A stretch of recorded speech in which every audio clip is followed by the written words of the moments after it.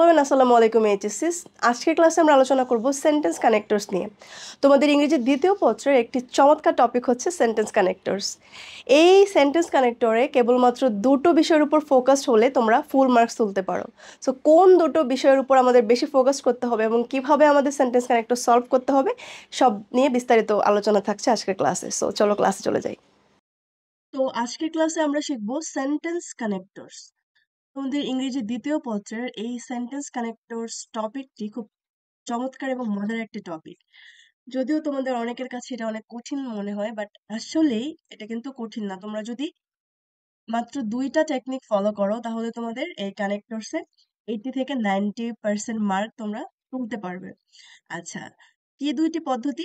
এক নাম্বার হচ্ছে তোমাকে সেন্টেন্স কানেক্টরের যে প্যাসেজটি পরীক্ষায় আসবে এই প্যাসেজটির সম্পূর্ণ বাংলা অর্থ বুঝতে হবে বা অর্থ জানতে হবে। তুমি যদি পুরো প্যাসেজটির বাংলা অর্থ করতে পারো বা বুঝতে পারো তাহলে তোমার জন্য সঠিক উত্তর করা কিন্তু অনেকটা ইজি হয়ে যাবে।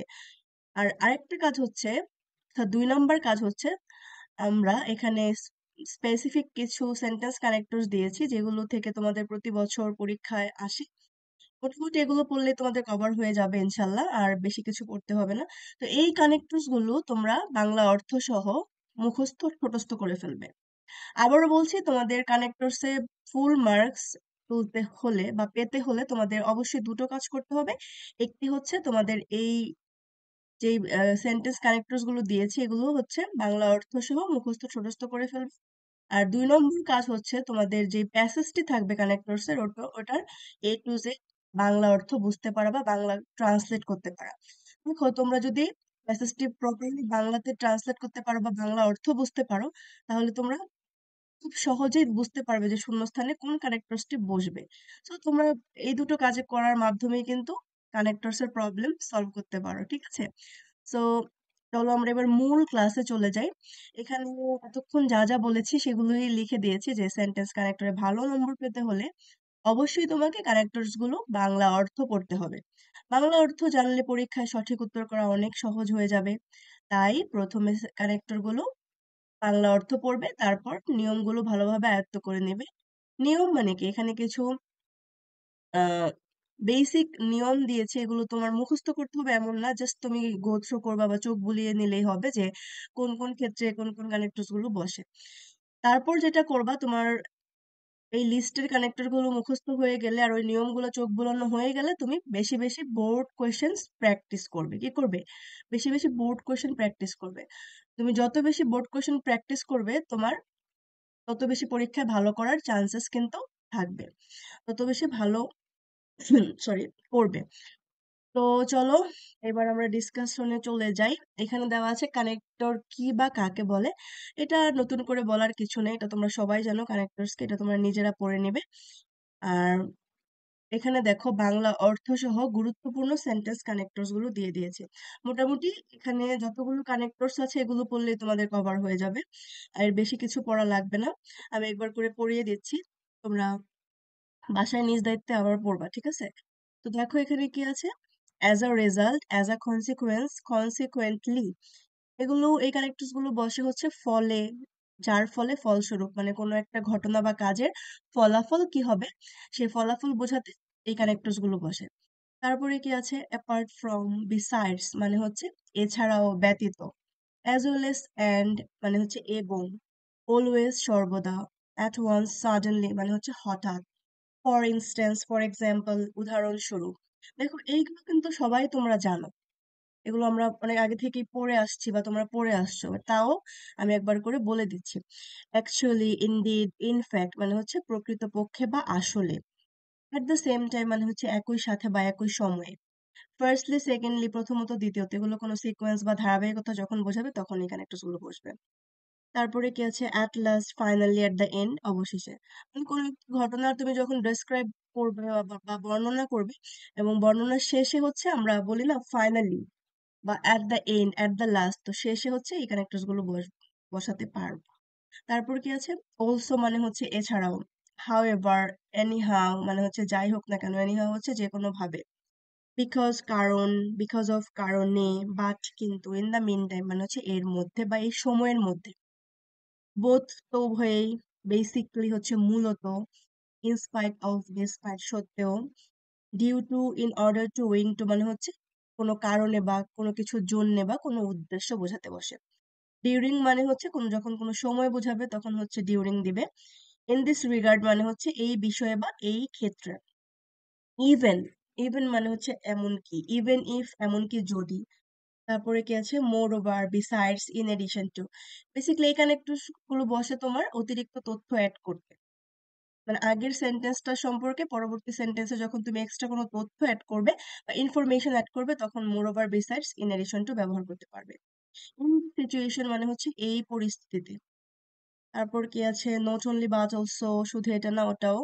নেক্সট, দেন, আফটারওয়ার্ডস মানে হচ্ছে পরবর্তী বা তারপর যখন বোঝাবে তখন আমরা নেক্সট, দেন, আফটারওয়ার্ডস এই কানেক্টরস গুলো বসাবো। Recently, of late, at present এগুলো হচ্ছে সম্প্রতি কোনো ঘটনা যখন বোঝাবে বা সম্প্রতি কোনো ইস্যু নিয়ে যখন তুমি কথা বলবে তখন হচ্ছে এই কানেক্টরস গুলো বসবে। আদারওয়াইজ মানে হচ্ছে অন্যথায়।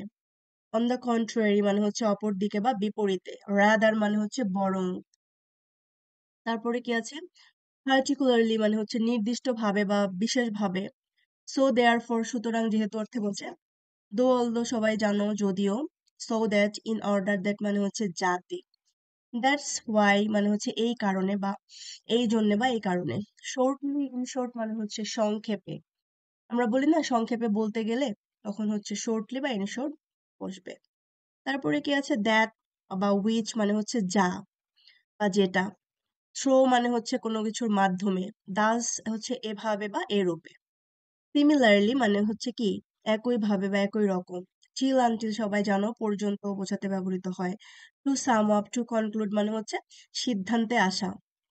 তারপর হচ্ছে আনডাউটেবলি নিঃসন্দেহে, ইউজুয়ালি সাধারণত, আন্ডার মানে হচ্ছে কোনো কিছুর অধীন, আনফরচুনেটলি দুর্ভাগ্যবশত, আনলেস যদি না, ওয়ারেজ মানে হচ্ছে পক্ষান্তরে।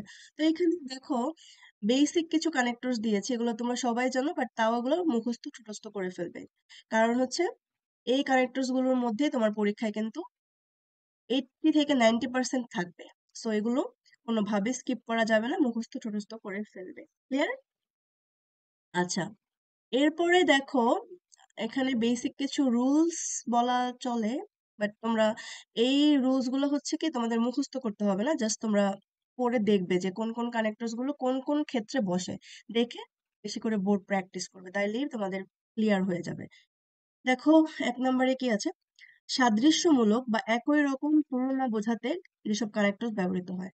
মানে তুমি একই রকম কোনো জিনিস বা একই রকম কোনো কিছুর সাথে যখন কম্পারিজন বা তুলনা করবে তখন হচ্ছে নিচের কানেক্টরস গুলো বসবে, যেমন similarly, in the same way মানে হচ্ছে একই রকম। As dot dot as, so dot dot as মানে হচ্ছে কোনো কিছুর মতো বা কোনো কিছুর ন্যায়। দেন মানে হচ্ছে চেয়ে বা অপেক্ষা। এগুলো হচ্ছে একই রকম কোনো কিছু বোঝাতে বসে। দেখো এই রুলস গুলো কিন্তু তোমাদের অ্যাডমিশনের জার্নিতেও কাজে লাগবে। সো অ্যাজ এজ এর একটা আর সো এজ এর একটা ব্যাপার আছে, দেখো এখানে নোট করে আমি লিখে দিয়েছি। অ্যাজ ডট ডট অ্যাজ বসবে হচ্ছে অ্যাফার্মেটিভ সেন্টেন্স বা হ্যাঁ বোধক বাক্যে, আর সো ডট ডট অ্যাজ বসবে হচ্ছে নেগেটিভ সেন্টেন্স বা না বোধক বাক্যে। এটা তোমরা মাথায় রেখো। যদি অ্যাজ এর সো এজ এর ব্যবহার তোমাদের ইন্টারে, এইচএসসি তে তেমন আসে না, মানে কানেক্টরসে আসে না, কিন্তু তোমাদের এটা ভর্তি পরীক্ষায় যখন দিবে তখন কাজে লাগবে, সো এটা মাথায় রেখো। এবার চলো আমরা কিছু এক্সাম্পল দেখি। এক্সাম্পল ওয়ানে কি আছে দেখো, all of the girls were dressed similarly to Neera. সব মেয়েরা বা সব মেয়েরাই কি নীরার মতো জামা পরেছে বা ড্রেস পরেছে। তো এই যে একটু আগে আমরা পড়েছি একই রকম যখন কোনো কিছু বোঝাবে তখন আমরা সিমিলারলি কানেক্টরকে বসাতে পারি। তো এখানে কি হয়েছে, নীরার মতো ড্রেস সব মেয়েরাই পরেছে। সো মত বা ন্যায় বোঝাতে বা একই রকম বোঝাতে আমরা সিমিলার কানেক্টরসটি বোঝাতে পারি। 2 নম্বরে কি আছে, she is as beautiful as her mother. সে তার মায়ের মতোই সুন্দরী। দেখো এখানে মত বা ন্যায় বোঝাতে আমরা অ্যাজ এস বা সো এস বসাতে পারি, এটা কিন্তু একটু আগে শিখেছি। তো অ্যাজ এস বসবে হচ্ছে কি অ্যাফার্মেটিভ সেন্টেন্সে, যেহেতু এটা অ্যাফার্মেটিভ সেন্টেন্স বা হ্যাবোধক বাক্য, তার জন্য আমরা এখানে অ্যাজ এস বসিয়েছি। তারপর 3 নম্বরে দেখো, she is not so beautiful as her mother. দেখো সো অ্যাজ দিয়েও কিন্তু ন্যায় বা মতো বোঝায়, কিন্তু এটা নেগেটিভ বোঝাবে।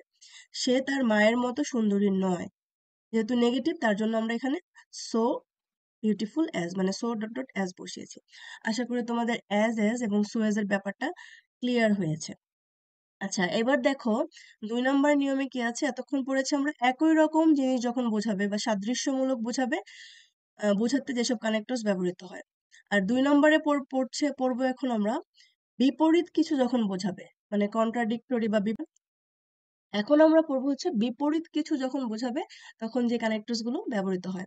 যেমন ইন স্পাইট অফ, ডেসপাইট মানে হচ্ছে সত্ত্বেও, দো অলদো যদিও, হাউ এভার যাই হোক, নেভারথলেস ইয়েট মানে হচ্ছে এখনো বা, তবুও বা তা সত্ত্বেও, অন দ্য কন্ট্রারি অপরদিকে, ইনস্টিড অফ পরিবর্তে, অন দ্য আদার হ্যান্ড অপর পক্ষে, ওয়ারেস পক্ষান্তরে, বাট কিন্তু।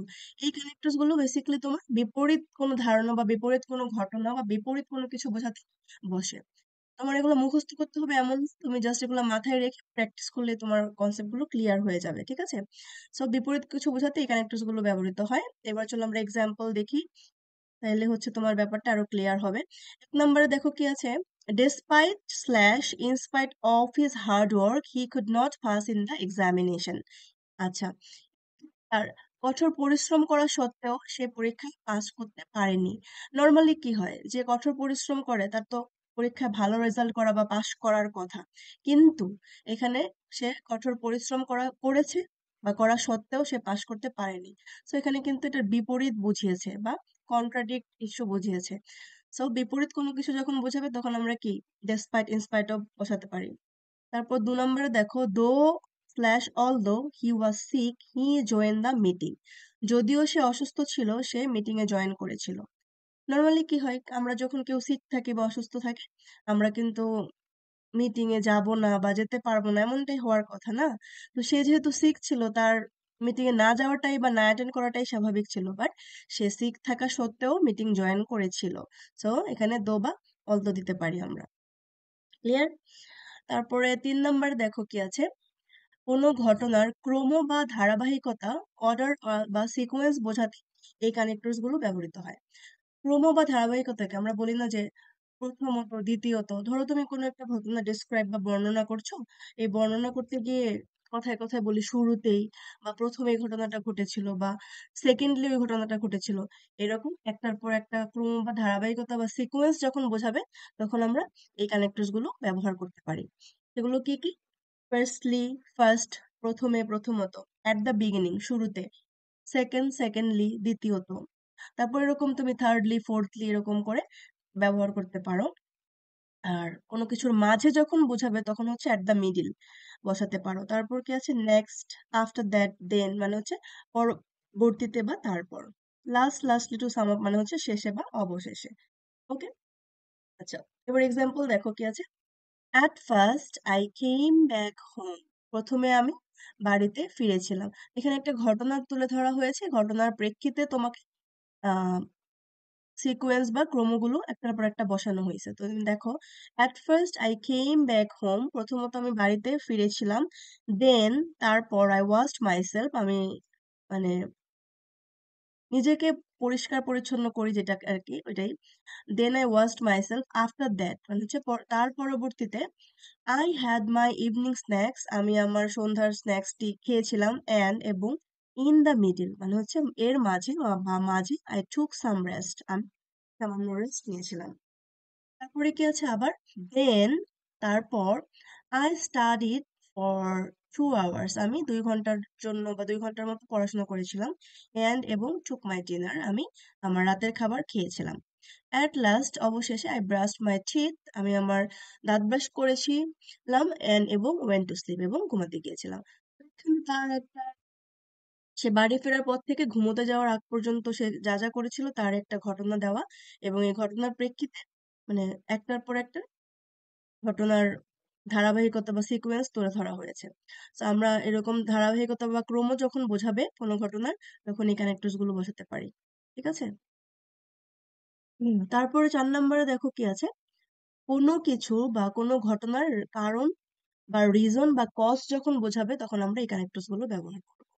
কোনো কিছুর কারণ যখন বোঝাবে বা কোনো ঘটনার কারণ যখন বোঝাবে তখন আমরা এই কানেক্টরস গুলো বসাবো। যেমন বিকজ অফ মানে হচ্ছে কারণে, owing to, due to, on account of, for মানে হচ্ছে কোনো কারণে বা কোনো কিছুর জন্যে। অ্যাজ, সিন্স যেহেতু অর্থে বসে। ফর দিস রিজন মানে হচ্ছে এই কারণে। ওয়াই মানে হচ্ছে কি জন্য বা কি কারণে। সো বেসিক্যালি এখানে কোনো কিছু কোনো ঘটনার কারণ বা রিজন বা কজ বোঝাতে ব্যবহৃত হয়। এক্সাম্পল গুলো দেখো।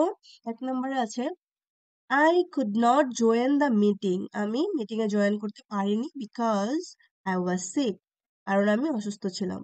অথবা অ্যাজ আই ওয়াজ সিক, যেহেতু আমি অসুস্থ ছিলাম। সো যেহেতু বা কারণ যখন বোঝাবে তখন হচ্ছে বিকজ, সিন্স, অ্যাজ এই কানেক্টরস গুলো তুমি বসাতে পারো। 2 নম্বরে দেখো, দ্য জাজ sentenced him to death for his crime. জাজ তাকে তার অপরাধের জন্য মৃত্যুদণ্ড দিয়েছিল। দেখো, কেন মৃত্যুদণ্ড দিয়েছিল? For his crime. So say crime করেছিল, এই কারণেই তাকে মৃত্যুদণ্ড দিয়েছে জাজ। সো এখানে ফর দিয়ে কিন্তু কারণ বুঝিয়েছে। 3 নম্বরে দেখো, he never found out why his wife left him. সে আসলে তার ওয়াইফ কেন চলে গিয়েছে এই কারণটা ফাইন্ড আউট করতে পারেনি বা খুঁজে পায়নি। সো ওয়াই দিয়েও এখানে কারণ বুঝিয়েছে, মানে কি কারণে তার ওয়াইফ তাকে চলে গিয়েছে সেটা ফাইন্ড আউট করতে পারেনি। সো ওয়াই দিয়েও কারণ বোঝায়। আশা করি তোমাদের ব্যাপারগুলো ক্লিয়ার হচ্ছে। তারপরও যদি তোমরা না বুঝতে পারো এই ভিডিওর কমেন্টে আমাকে জানাবে।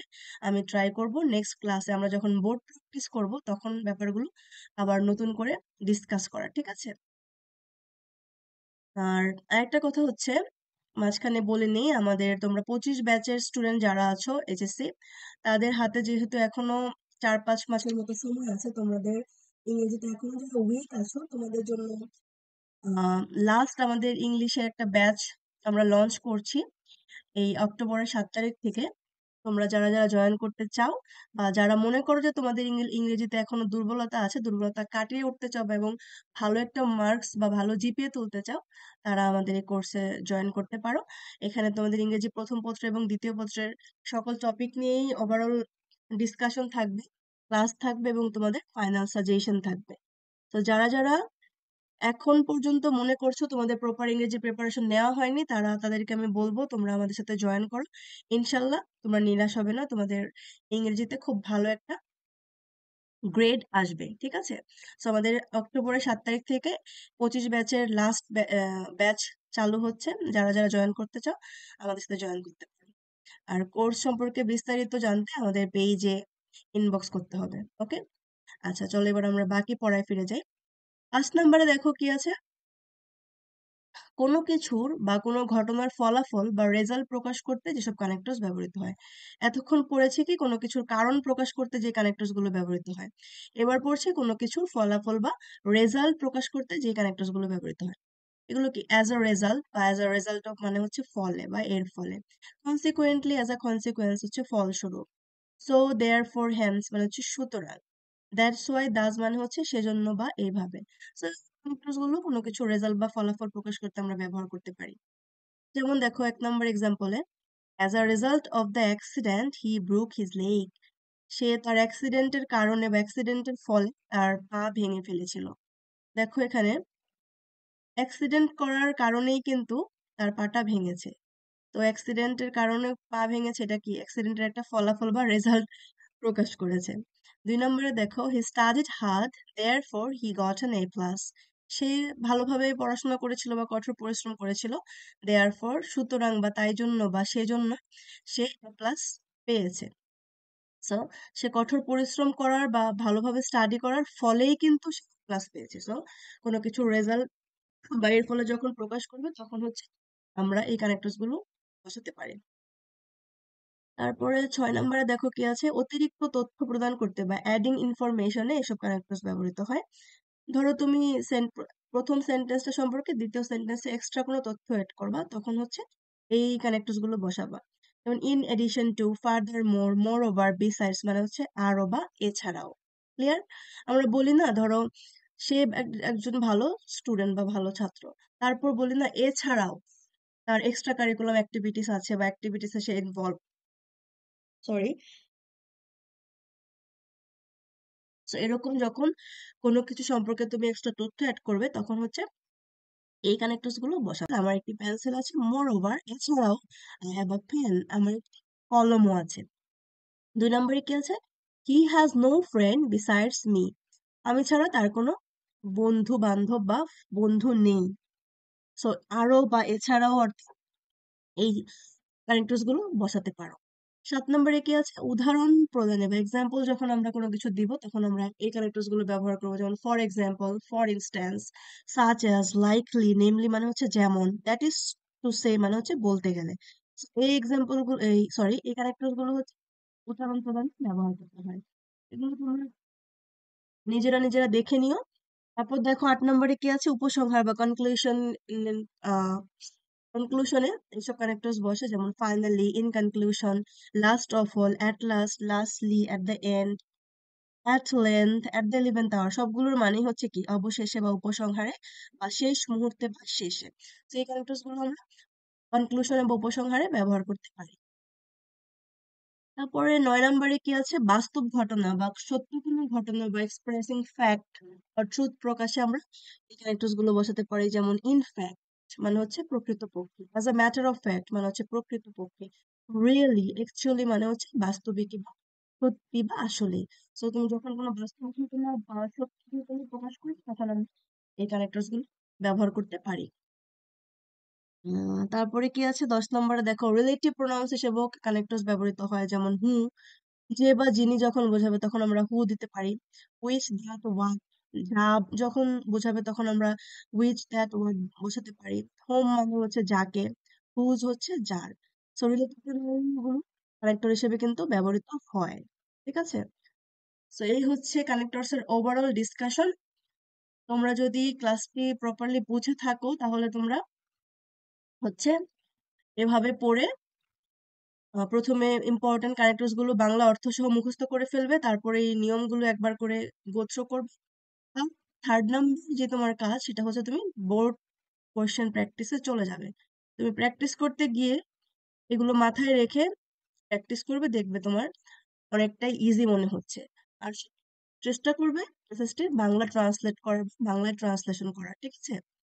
আর 26 ব্যাচের স্টুডেন্ট যারা আছো তাদের তো মাত্র শুরু, বাট তোমাদের ফাইনালে বা বোর্ড পরীক্ষায় যদি তোমরা ভালো রেজাল্ট করতে চাও বা A+ পেতে চাও ইংরেজিতে, তাহলে তোমাদের কিন্তু শুরু থেকেই ভালো প্রিপারেশন নিতে হবে, কোনো হেলাফেলা করা যাবে না। এবং তোমরা ইন্টারমিডিয়েটে যদি ভালো প্রিপারেশন নাও, এই জিপিএ কিন্তু তোমাদের অ্যাডমিশন টেস্টেও কাজে লাগবে, কারণ তোমাদের এই জিপিএটা তখন অ্যাড হবে। আর শুধু জিপিএ অ্যাড হবে তা না, তোমাদের এখন যদি তোমরা এটার বেসিক গ্রামারের বেসিক গুলো ক্লিয়ার রাখো তোমাদের অ্যাডমিশন জার্নিতে অনেকটা হেল্পফুল হবে। তো 26 ব্যাচের স্টুডেন্টদের জন্য আমাদের নতুন ব্যাচ চালু হচ্ছে। তোমরা কোর্স সম্পর্কে বিস্তারিত জানতে আমাদের পেজে নক করো। তোমাদের 26 ব্যাচের ক্লাস শুরু হবে অক্টোবর 5 তারিখ থেকে। ঠিক আছে। সো যারা যারা ক্লাসের ব্যাপারে ইন্টারেস্টেড বা শুরু থেকেই নিজেকে সেরাদের সেরা তালিকায় দেখতে চাও, তারা আশা করি প্রস্তুতিটাও শুরু থেকে নিবে। সো আমাদের কোর্স ফি এন্ড ক্লাস কবে কবে হবে এবং সব ডিটেলস সম্পর্কে আমাদের পেজে দেওয়া আছে, তোমরা আমাদের পেজে ইনভেস্ট করতে পারো।